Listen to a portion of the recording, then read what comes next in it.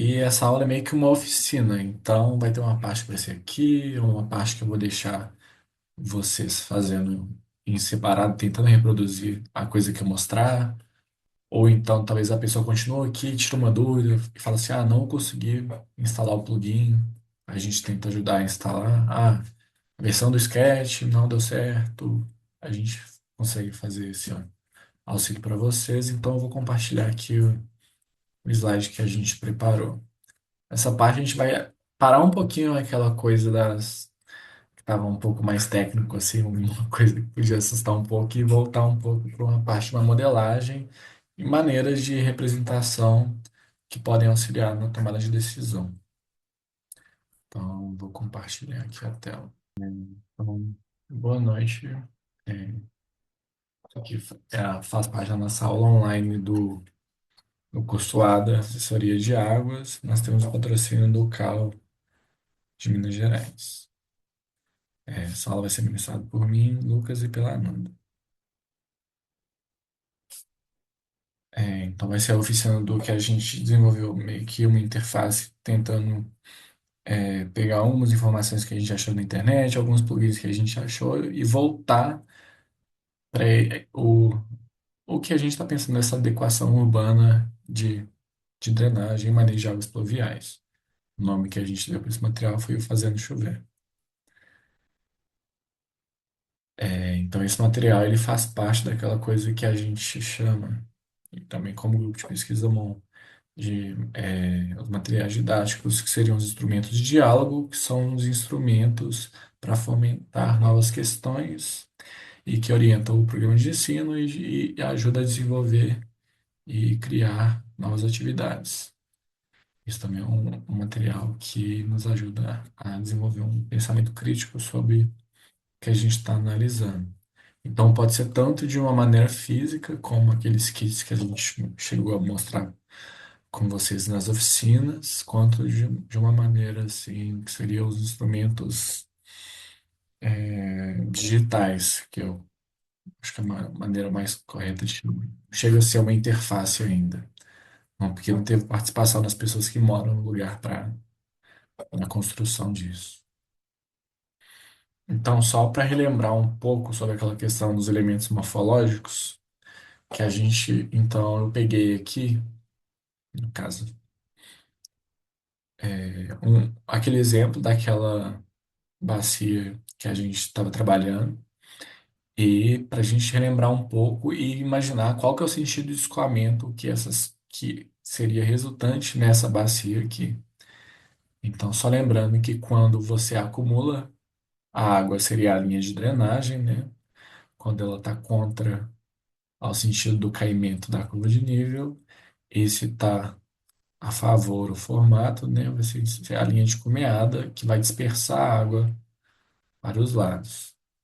Aí, a gente fazer isso analisando somente as curvas de nível fica bem intuitivo, assim, de fazer essa análise, porque não está com arruamento ainda, essas curvas elas não foram modificadas. Então, se a gente fosse pegar esse mapinha aqui mesmo, daria para fazer algo do tipo, deixa eu usar essa aqui. Aí tem assim umas linhas de drenagem insinuadas aqui, umas linhas de drenagem insinuadas aqui. Linha de drenagem, linha de drenagem, por exemplo, aqui linha de drenagem. E aqui o curso d'água passando mesmo, né? O curso d'água. Aqui também tem uma linha de drenagem que ela está um pouco mais fraca, e aqui também tem uma que está insinuada. Só que ainda assim, a gente está fazendo em cima de um mapa 2D. A gente fazer essa correlação entre o que a gente está vendo de cima e o que realmente acontece no lugar, fica um pouco difícil pelo menos para mim, um contato inicial, e, tipo, tentar fazer uma representação do que esse escoamento ele significa, para onde que essa água vai e se ela tem algum ponto que pode acumular, ou tipo, tentar verificar que, por exemplo, que se a mancha de inundação, ela realmente, talvez, como está lá na camada lá, como que ela se mostra em uma representação 3D e não só 2D, que a gente está aqui, talvez eu não sei dizer onde que pode ser um ponto que vai acumular água aqui, que vai ter uma velocidade maior. E aqui também a gente está vendo, igual eu falei, sem o arruamento, né? Então, a gente pegou alguns exemplos de mostrar para vocês quando que o arruamento ele pode fazer, dependendo do jeito que ele está lá, já com a urbanização, ele pode ter a tendência de aumentar ou diminuir a velocidade da água, com pequenas mudanças.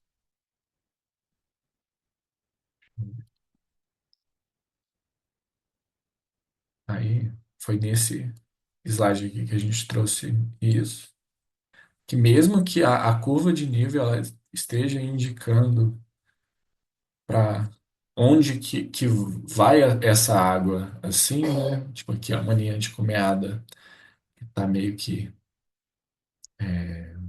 insinuando. Aqui, talvez isso aqui seja uma encosta, né? Um topo de morro, uma implantação numa encosta.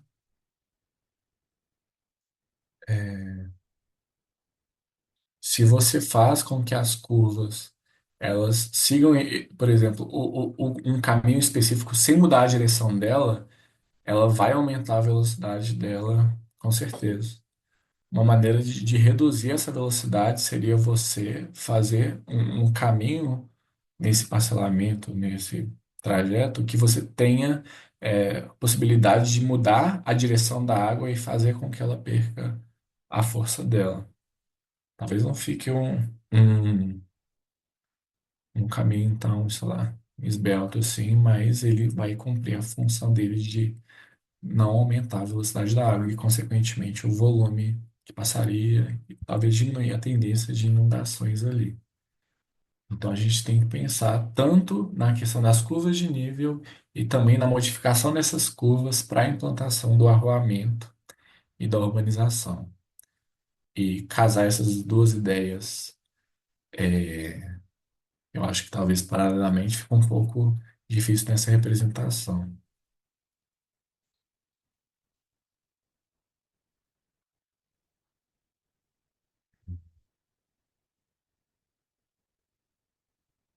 Aí aqui que o que a gente sempre mantém falando, que nós precisamos de manter a noção de bacia como sistema para lidar com esses problemas. Então, se a gente tem um problema no nível micro, mas que ele, por exemplo, ele vai ter uma grande influência lá no macro se ele for continuar.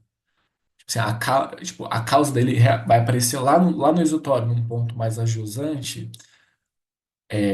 Se a gente continuar tratando do jeito que o urbanismo tradicional ele é feito, a gente faria uma obra localizada nesse ponto em que aparecem os efeitos dessa urbanização voltada para o urbanismo tradicional e do controle da água, assim, canalizações, vai aumentar o escoamento superficial, impermeabilização das superfícies.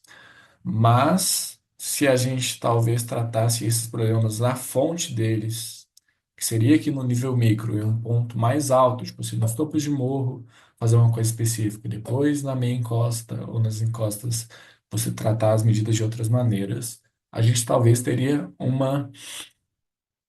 resultado tão bom quanto a gente gastar, sei lá, milhões fazendo uma bacia de detenção.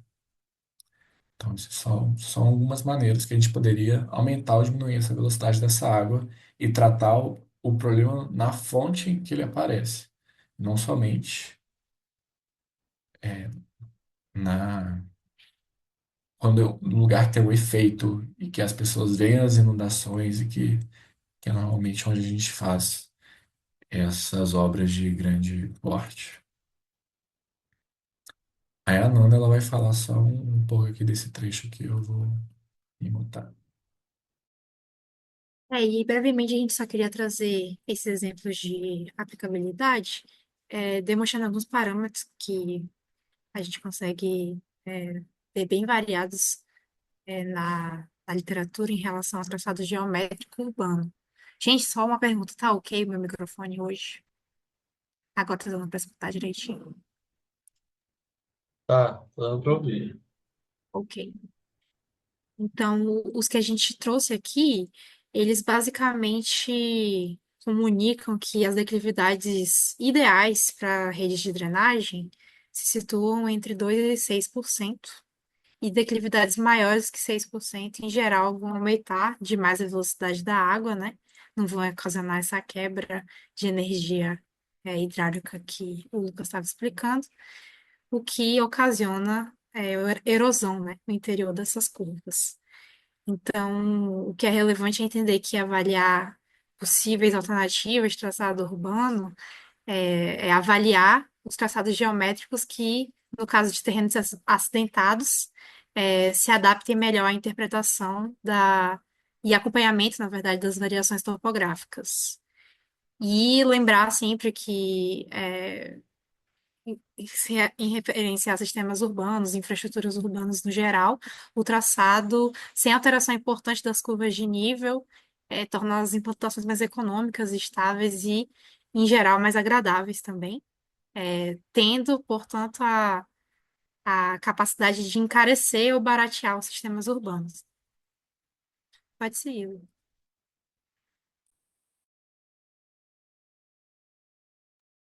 Aí aqui eu vou só trazer um exemplo de aplicabilidade, que é de uma situação real que aconteceu, que isso aqui não é na Bacia do Capão, mas na Bacia do Cercadinho.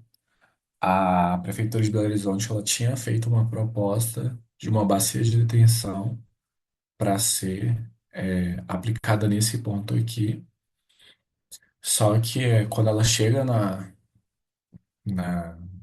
nessas conversas que vão acontecer, nessas audiências, normalmente são locais em que eles vão vencer a discussão pelo argumento de autoridade e a utilização de uma linguagem um pouco mais técnica. Eles vão apresentar os projetos executivos, vão apresentar coisas que a população ali não vai conseguir contra-argumentar via esses, essa, talvez esse mesmo instrumento.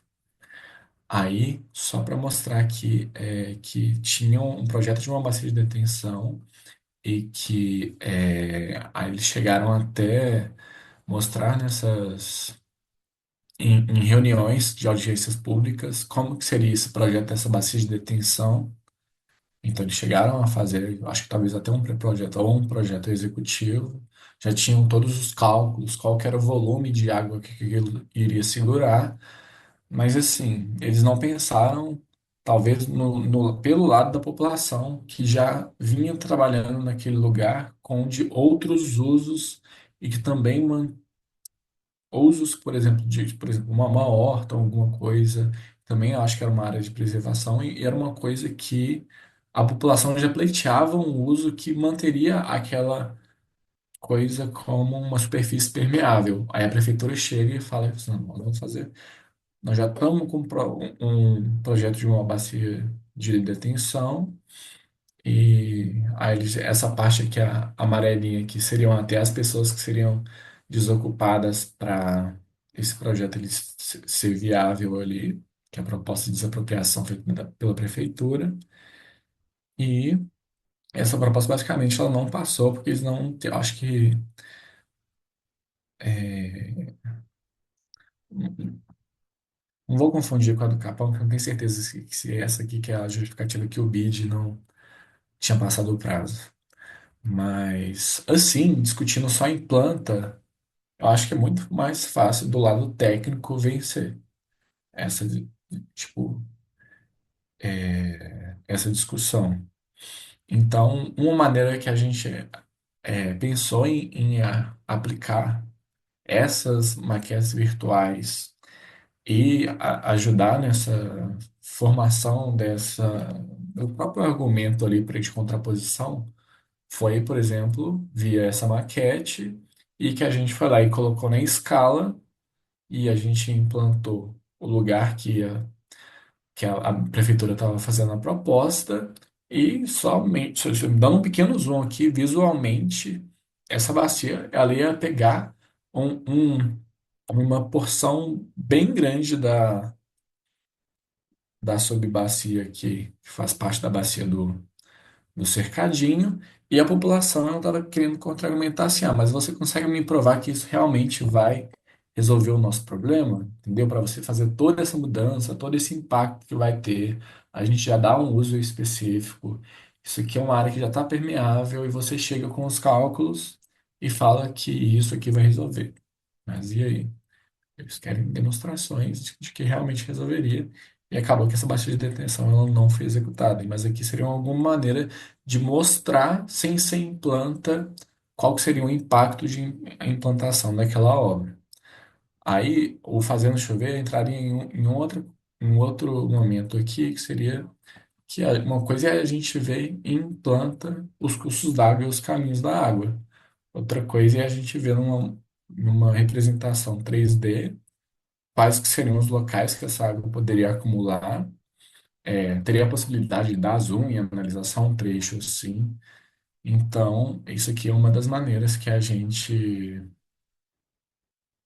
com os instrumentos que a gente tem, de proporcionar essa mudança dessa vista só de cima para uma vista 3D e que talvez ajude nessa capacidade de argumentação da população. Eu não conseguia compatibilizar essa imagem aérea aqui com esse produto aqui, é porque eu já tinha feito esse produto e esse aqui eu tive que refazer ele hoje que eu tinha perdido o arquivo. Mas. Então, o exercício de aplicação, você quer falar alguma coisa, Túlio? Então, eu ia perguntar um negócio, na verdade, e é só porque é uma dúvida que está me pegando de uns slides para trás, assim, né? E é uma dúvida bem primária, então me perdoem.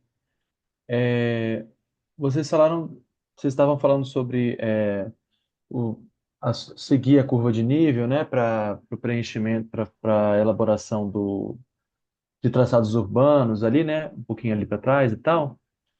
E aí, me parece que se a gente fizer, né, aí vocês falam de inclinação, da para aceleração ou não da água e tal, se a gente for pela linha de drenagem, se a gente coloca uma rua, um arruamento na linha de drenagem, isso não aceleraria? Na minha cabeça seria a melhor opção, né? Você faz ali, você segue então a linha aliás, a curva de nível e faz o arruamento na linha de drenagem. Mas isso No sentido. não aceleraria a, a velocidade da água? E aí aqui, quando vocês veem nesse segundo desenho aqui, é, a gente tem os lotes, né? Então você tem o sentido do arruamento seguindo, né, a curva de nível para baixo aqui, só que você tem tipo uns lotes entre uma rua, tipo assim, meio que fazendo a barreira, né? É isso mesmo? Tipo, a água vai. É porque na minha cabeça, se você coloca um lote aqui, eu vou pegar e esse lote aqui vai estar suscetível à água que vai acumular que vai vir dessa rua. E assim, entendeu? Eu não sei, desculpa, gente, eu sei que não é esse o tom dessa aula e tal. Eu Não, para perguntar isso mesmo.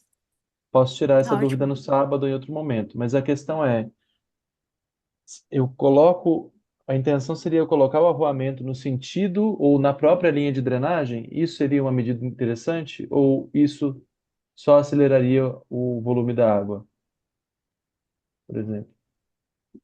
Quer Quer responder, falar? Lucas? Não. Ou eu? Se quiser falar, pode falar.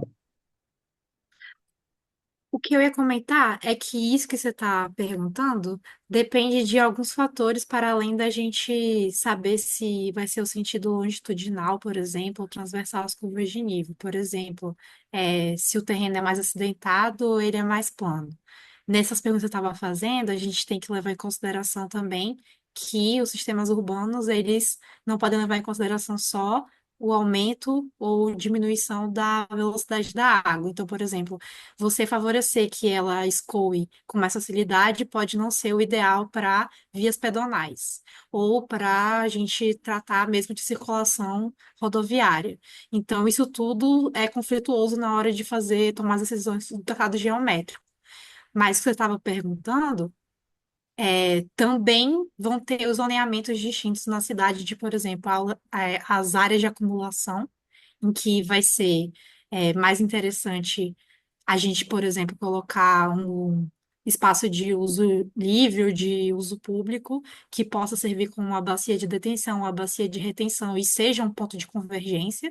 Então, a gente já pensa o traçado para justamente é, a drenagem convergir ali, né? Isso pensando, claro, nessa situação hipotética que a gente está trabalhando aqui, que pegaria uma cidade para fazer do zero, né? Que dificilmente é o que a gente realmente enfrenta.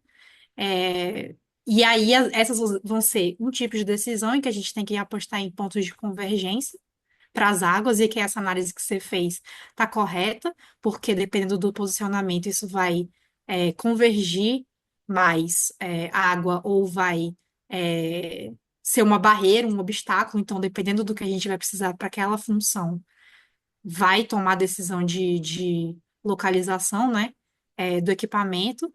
Ou essa outra função, essa outra finalidade que o Lucas estava falando inicialmente, que é quebrar, por exemplo, a força da água. Mas mesmo isso, não dá para dizer, por exemplo, que tem uma regra geral, porque vai sempre ter que analisar caso a caso, se, por exemplo, é um terreno mais acidentado ou um terreno mais aplainado, que via de regra vão ser os que melhores se adaptam, né, e que vão dar para acompanhar mesmo as variações topográficas. Eu não sei se eu respondi exatamente. Eu posso complementar com uma coisa nessa figura aqui, porque eu acho que quando a gente analisa no micro, tipo, vou pegar só uma situação para analisar. Acaba que a gente pode pensar, eu quero aumentar a velocidade, talvez eu já vou resolver o meu problema aqui. Mas eu acho que aquela noção de bacia como sistema, ela talvez entraria nesse momento, no sentido de que, tipo assim, eu fui lá e fiz uma que é a favor aqui da linha de drenagem. Aí eu fui lá e também fiz outra aqui a favor da linha de drenagem. Mas se eu fizer as duas ao mesmo tempo, quando elas se encontrarem, elas vão estar com a velocidade bem mais forte, entendeu? Então talvez seria uma coisa da gente pensar, alternando um macro e tipo assim, do micro para o macro e ver o que que o sistema realmente precisa. Porque assim, tipo assim, eu entendo que você falou de aumentar a velocidade, mas eu acho que depende de cada caso, que é igual aqui, ó. Aí eu vou receber aqui também. Aí, a água que está aqui, se ela tiver as duas acumulando, e quando encontrar dessa aqui, se a rua tiver a favor dessa linha de drenagem, ainda vai aumentar mais ainda. Mas aí depende também de uma coisa que é tipo, você tem alguma medida que foi aplicada nesses pontos aqui? Você tem alguma medida de retenção, detenção ou infiltração? Que por quê? Um exemplo, né? Se eu tiver num topo de morro, por exemplo, aqui assim, ó, finge que isso aqui é o topo de morro alongado que o Raul fica falando, né? Aí, se eu tenho algumas medidas de infiltração aqui, mesmo que a minha rua daqui ela tivesse no sentido da linha de drenagem, como eu já tenho uma técnica aqui que vai infiltrar e vai diminuir um pouco desse escoamento superficial, né? Então, talvez a velocidade tipo, dessa rua, quando ele chegasse nesse ponto, não seria tão grande. Por isso que eu acho que a gente tem que analisar tudo como um sistema antes de tomar decisão, porque os projetos, eles são feitos exatamente assim. Porque a pessoa vai lá, ela pega o ponto de análise dela, tipo, eu quero fazer hoje uma obra de drenagem desse trecho aqui, ó. Deixa eu mudar a corzinha. Tipo aqui, ó. Quero fazer uma obra de drenagem desse trecho. Mas aí a pessoa faz análise sem considerar o que vai receber do outro lado. Eu só quero resolver o problema daqui. Então eu acho que isso é um defeito do planejamento tradicional, assim. E até outras coisas. Ah, essa rua, ela tem sistema de drenagem ou não, entendeu? Já implantado. É outra coisa que pode favorecer nessa tomada de decisão. Tem diversos fatores que eu acho que na oficina de sábado, eu acho que um dos exercícios que a gente vai fazer é olhar a questão do arruamento e comparar com as curvas. Então eu acho que vai ficar um pouco, vai ajudar a elucidar essas coisas que eu tô falando. Não sei se eu respondi exatamente a pergunta, mas eu acho que seria algo por aí. Não, saquei sim. Obrigado, gente. Deu para entender melhor. Lucas, só uma coisa. Isso de escolher infiltrar no topo, na parte mais alta, ou nas cotas médias, é sempre uma decisão caso a caso, né? Não tem tipo, não sei se existe um tipo de consenso na literatura que vai dizer que distribuir elementos de infiltração nas cotas médias é, é mais estratégico do que de Uhum. repente, Então, enfim, é caso a caso, né? Sempre que vai ser eu estudando o entendi nível da. o que você estava falando, mas eu acho que depende também da gente analisar. Assim, se eu fosse falar como uma pessoa do Águas na cidade, eu te falaria assim: olha, tem o que é mais provável da gente fazer, que seria assim, no topo de morro, como ela já não está com tanta velocidade, a gente dá preferência para Isso. infiltrar. Aí na meia encosta, a gente coloca a detenção, porque ela já pegou um pouco mais de velocidade. E no fundo de vale, a gente tem que pensar um pouco melhor, porque é o lugar que normalmente já tem um acúmulo de água, e você colocar uma medida de filtração ali talvez nem vai ser tão eficaz, porque ela já vai estar com Não, velocidade exato. e com volume. Mas eu acho que, igual eu falei, tipo assim, topo de morro dá preferência para infiltração, encosta o de detenção e retenção. E no fundo de vale analisar, acho que caso a caso. Mas depende também de quais são as características do lugar que você está Do fazendo. solo. Porque, tipo assim, é, por exemplo, existem alguns parâmetros que a gente vai dar uma aula de medidas compensatórias, né? Que é tipo assim, a declividade. Aí tem umas técnicas, se ela for acima de declividade tanto, ela não funciona tão bem. E se eu Uhum. tiver meu topo de morro, uma inclinação maior que tantos por cento ali, já não é tão bom, por exemplo, para Isso, um jardim de chuva. exato. Aí, o que que eu posso fazer? Então, chega num momento que, tipo assim, olha, talvez seja escolher, mesmo sabendo que ela não vai ter uma eficácia tão grande, mas fazer caso a caso ali para essa análise, assim. Mas a preferência seria essa que eu falei ali. Topo de É morro só para eu infiltrado. entender, a detenção seria uma lagoa pluvial que iria deter essa água, algo nesse sentido? Detenção poderia ser, por exemplo, Porque reservatórios. É, deixa ambientais, né? Tipo, uma lagoa artificial. Não. por exemplo, uma vala de detenção, entendeu? Tá, entendi. Tem algumas Obrigada. Mas, medidas que normalmente as medidas elas têm a predominância de um tipo, mas normalmente elas funcionam meio que para os dois tipos assim.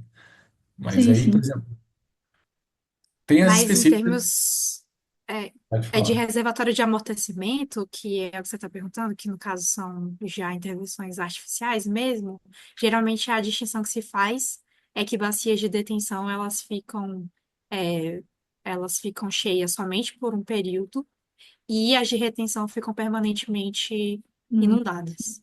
Então, as de detenção são as que a gente conhece, que, por exemplo, são pistas de skate e tal, porque funcionam como uma intervenção de uso público no período de estiagem, e no período de cheias ela serve para amortecimento. É o que o Túlio falou. Joia, obrigada. Mas a gente vai ter uma aula específica disso, que eu acho que vai ficar bem mais evidente Lucas, essas foi mal. Eu diferenças. só queria fazer um adendo sobre isso que a Thaís falou, porque você estava falando sobre indicações gerais, apesar de ser relevante isso que o Lucas falou, de ter que olhar caso a caso sempre, e a gente está ter a tratativa própria das medidas compensatórias, eu acho que é importante dizer que, em termos de assessoria, por exemplo, e até do que o Lucas estava falando na matéria de, por exemplo, argumentação técnica, em termos de ocupações informais e tudo mais, é um consenso, assim, pelo menos a orientação de evitar topo de morro e a base de morro para ocupação, né? Sempre preferir é, cotas médias e tudo mais, porque justamente o oposto ao que o Lucas falou de preferir a infiltração e porque vão ser as zonas preferencialmente atingidas ali. É aquela coisa, né? O ideal seria não ocupar encostas e tudo mais, mas trabalhar com o que seria menos provável, no geral, de acontecer.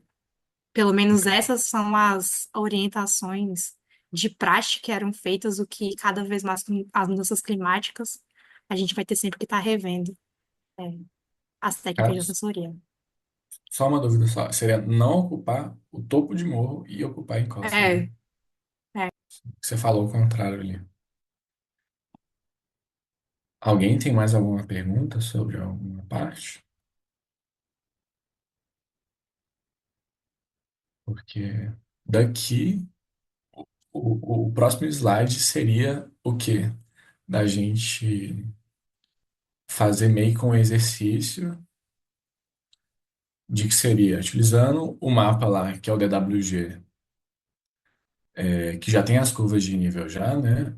De vocês fazerem alguma coisa parecida com aquelas setinhas e demarcar o sentido de escoamento da situação, problema de vocês ou de uma circunstância ali, né? E marcarem, por exemplo, com uma bolinha, quais pontos assim vocês acham que acontecerá acúmulo de água, caso eles existam, né?